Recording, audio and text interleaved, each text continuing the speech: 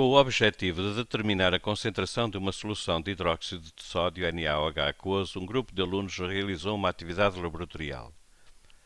Os alunos começaram por diluir a solução inicial de hidróxido de sódio 5 vezes. Em seguida, titularam 10,0 cm³ de solução diluída com uma solução padrão de ácido clorídrico HCl de pH 0,60, tendo gasto 15,20 cm³ desta solução até ao ponto final da titulação detectado com um indicador adequado.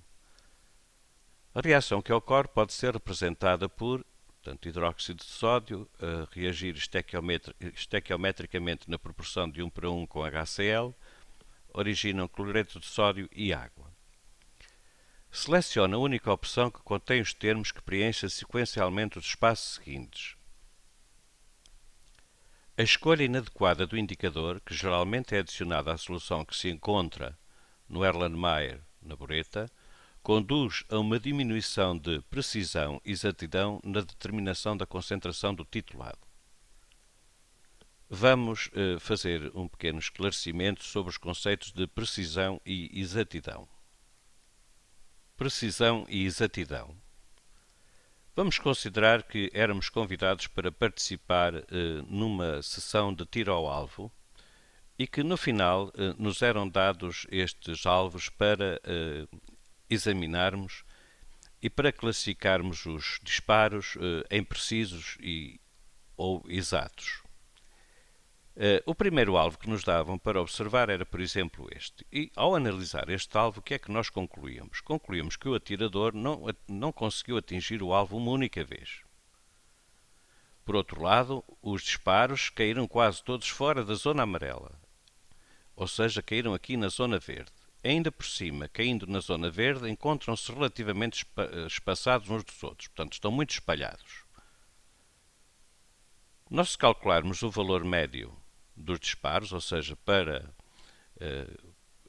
calcularmos onde é que, teoricamente, ao fim de muitos disparos, se poderia considerar a média de todos eles, nós verificamos que não sai aqui desta zona. E se compararmos este valor com o valor que, teoricamente, deveria ser atingido, nós verificamos, então, que há um grande desvio.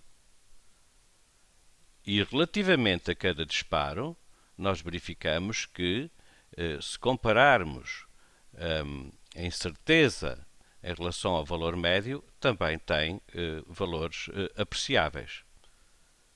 Portanto, nós classificaríamos este atleta, digamos, como tendo tido pouca precisão e também pouca exatidão. Seguidamente, davam-nos outro alvo com estes disparos. E vamos então classificá-los em termos de precisão e exatidão. Olhando para este indivíduo, verificamos que ele é bastante preciso. Ele dispara, mas com bastante precisão, mas sempre para o mesmo sítio e ainda por cima para o sítio errado, porque ele devia era disparar para ali. Mas será que ele não disparou para aqui? A questão que se coloca é a seguinte: porquê é que ele acertou sempre aqui? Teoricamente, se ele está a disparar com bastante precisão, não se compreende porque é que não tenha acertado no centro do alvo. A menos que nos lembremos que alguém tenha feito batota e que lhe tenha entortado ligeiramente os canos da arma de tal maneira que ele, por mais que apontasse para este ponto, acertava sempre ali em cima. Temos que classificar em termos de precisão e exatidão o trabalho dele e, portanto, não temos dúvidas que a precisão é elevada.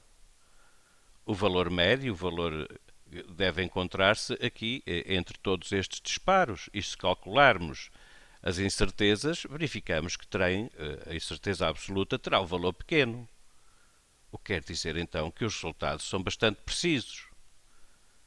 E se compararmos o valor médio com o valor exato, ou seja, o valor que devia ter para ele disparar para aqui, há uma certa distância. Então ele foi preciso, mas não conseguiu ser exato. Claro que se ele detectar que lhe fizeram batota e mandar substituir a arma, ele vai conseguir disparar ali. Portanto, nós vamos dizer que este atleta foi muito preciso, mas pouco exato. E porquê é que o foi? Devido a erros sistemáticos. Sistematicamente ele estava a apontar para aqui, mas a atingir aquele ponto. Somente conseguirá acertar no alvo se ou endireitar os canos da arma ou mandar substituir a arma. Portanto, muito cuidado em termos de compreender que esta pouca exatidão resulta de erros sistemáticos. Ele é preciso, com uma arma que não está em condições, consegue ser preciso, mas não consegue ser exato. Passemos a outro atleta em que nos era dado este alvo. Como é que o vamos classificar? Bom, estamos a ver que o valor médio destes disparos estará aqui na zona vermelha. No entanto, se calcularmos a incerteza absoluta de cada dos disparos, vai ter o valor elevado, ou seja, este indivíduo não foi preciso. Não foi preciso. Mas se compararmos o valor mais provável com o valor que deveria ter, que era disparar para o centro do alvo, nós verificamos que estão muito próximos. Portanto, este atleta foi alvo de alguns erros, por exemplo, aqui oscilou ligeiramente a mão, atingiu este ponto, este correu bem, mas este aqui, por exemplo, veio um bocado de vento e desviou a trajetória da bala para este lado. Aqui a trajetória da bala foi desviada para o outro lado, por uma corrente de ar ou outra coisa qualquer. De tal maneira que estes disparos vão acontecer mais ou menos todos aqui nesta região. Umas vezes para aqui, outras vezes para ali, outras vezes para lá. De maneira que, ao fim de muitos disparos, nós vamos ver que o valor médio dos disparos estará aqui na região vermelha. Portanto, muito embora não tenha sido preciso, ele consegue ser exato. E porquê? Exato porque o valor médio está próximo do valor que se deveria ter obtido. Não é muito preciso, porque se calcularmos a incerteza absoluta para os disparos, aliás, vamos encontrar um valor elevado. Portanto, este indivíduo teve pouca precisão, embora tenha tido muita exatidão. Deveu-se a quê? Erros acidentais. Aqui tremelicou um pouco com os braços. Aqui, por exemplo, podemos imaginar que foi uma corrente de ar que desviou a trajetória da bala. Enfim, vamos ao outro atleta e aqui temos, de facto, quem ganhou a taça. E porquê? Repare-se que este atleta consegue acertar no alvo, no centro do alvo. Os disparos estão todos próximos uns dos outros. Ainda por cima, o valor mais provável dos disparos coincide com o valor que se deveria ter obtido, que era acertar no centro do alvo. Se calcularmos a incerteza absoluta dos disparos, entre aspas, verificamos que tem um valor pequeno, ou seja, os disparos estão todos muito próximos uns dos outros. E o valor médio comparado com o valor que se deveria ter obtido também é próximo. Portanto, este atleta ganha a taça porque foi muito preciso e muito exato.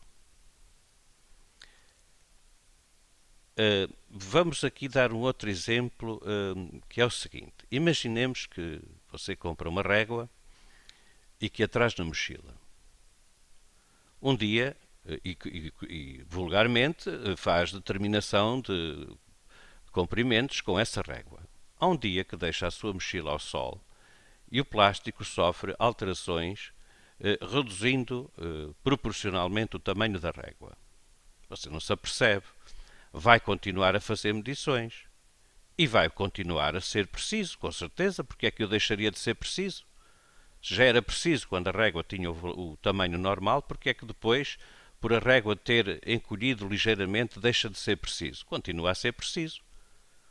Mas o que não vai conseguir é ser exato, porque caímos nesta. Vamos continuar então a analisar o problema, observando agora a curva de titulação que os alunos poderiam ter obtido.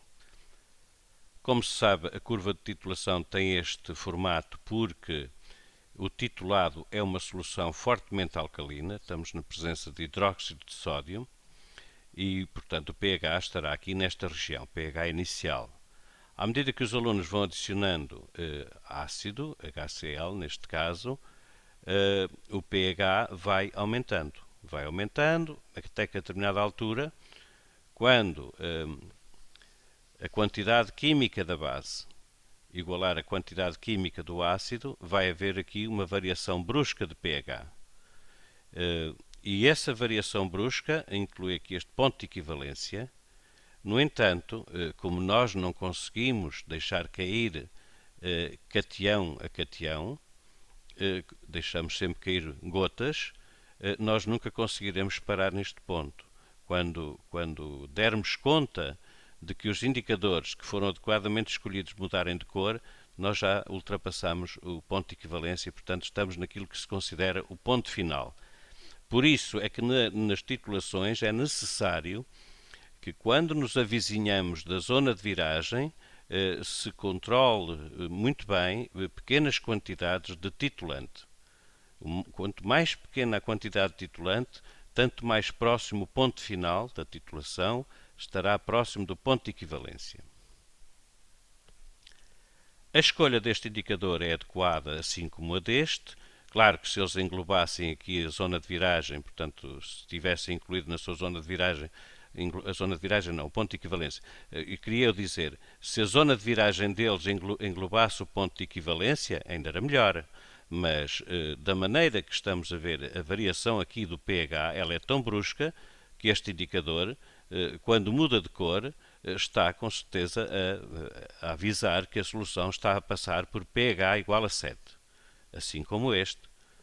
A variação aqui é brusca. Brusca, isto significa que passa de um valor, por exemplo, aqui de 10 para um valor de 3,8 instantaneamente. Portanto, quer este indicador, quer este, mudam de cor. Portanto, são ótimos para determinar aqui o ponto de equivalência. E o ponto final. Aliás, o ponto final e depois, com certeza que, como já foi dito, nós não conseguimos ali parar mesmo com a adição de volume de ácido no ponto de equivalência. Nós deitamos sempre um pouco mais. E, portanto, estes são bem escolhidos. Então, o que é que se passa com este indicador? Este indicador tem uma zona de viragem que não engloba a zona de variação brusca de pH. Ele identifica-nos valores de pH entre estes dois valores aqui. Não há problema nenhum, com uma elevada precisão, se quisermos. Mas ele indica-nos o ponto final muito antes de se ter atingido o ponto de equivalência. Quer dizer que nós podíamos estar aqui, a facto, a medir variação de pH com uma certa precisão, mas em termos de exatidão não. Porquê? Porque os valores que estamos aqui a determinar podem ser precisos, mas estão longe do valor verdadeiro ou do que se pretende atingir, ou seja, estávamos a ser pouco exatos. O mesmo com este indicador. Porquê? Porque ele tem zona de viragem em que não está só na variação brusca de pH. Portanto, repare-se que o facto de estarmos a trabalhar com indicadores fora da zona de variação brusca de pH não afeta a precisão com que queremos fazer as medições. Afeta sim, depois, o valor médio dessas medições pelo facto de ficar muito longe do valor exato. Concluímos assim que a escolha inadequada do indicador, que geralmente é adicionada à solução que se encontra, claro, no Erlenmeyer, e não na bureta, porque no Erlenmeyer está o titulado, na bureta está o titulante, conduz a uma diminuição da exatidão na determinação da concentração do titulado. Não tem nada a ver com a precisão. Portanto, a afirmação correta é a afirmação B.